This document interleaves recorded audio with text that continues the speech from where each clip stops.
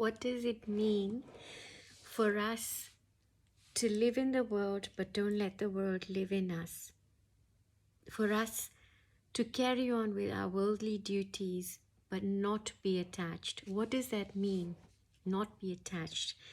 It means that we do what is required without us getting attached to the fruits of our actions or non-actions.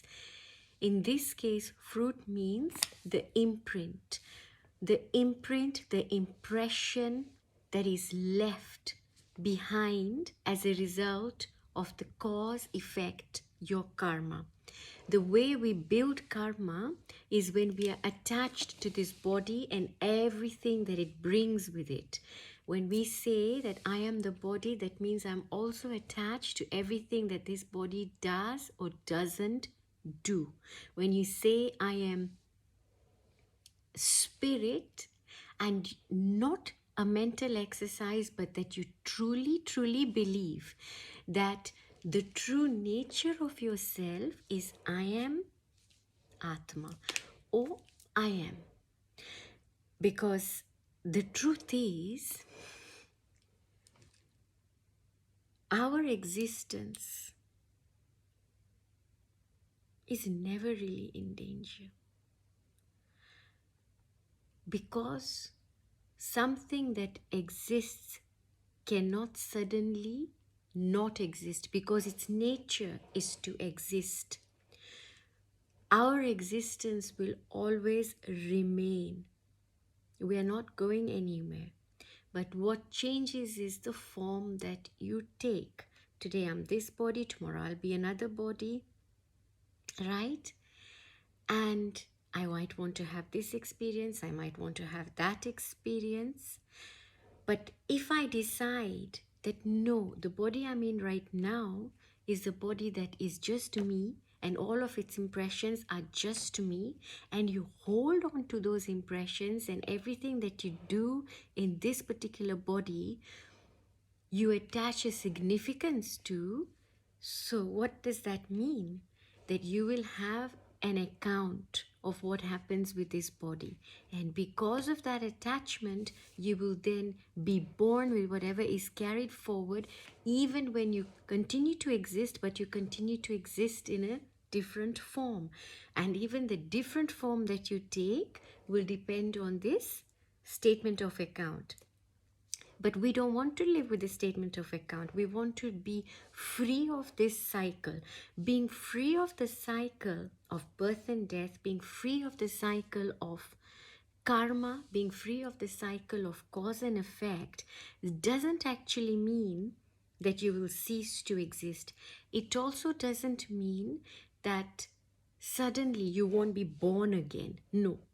You will continue to exist, you will continue to be born, except you will be born as an elevated soul. You will be born with awareness. You will be born with consciousness. You will be born as the harbinger of light for everybody else, including yourself. You'll be a beacon of light.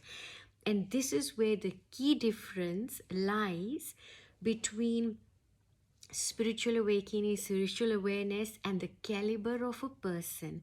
So whilst an awakening, whilst all of these wonderful experiences are open to all of us, however we have been before, right now, whatever is in our store of this, in our this little chip, the blueprint, will determine what happens to us next time round.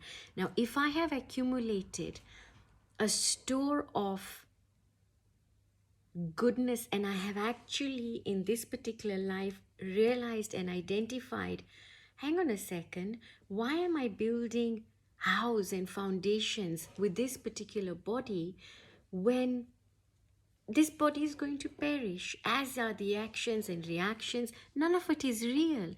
I'm just passing through. I'm passing through. And with every action, every reaction, everything you do, you're able to let it go. Because when you do it from a different raised consciousness with awareness, presence, poise, prayer, then you're able to detach yourself. You're not attached to these actions at all. So when you come back, or even in the life that you're in right now, they call you the Bodhisattva, or a liberated soul. And that liberation is available to you right now.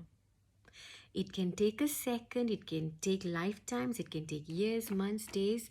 It is all entirely up to you. What do you want to do?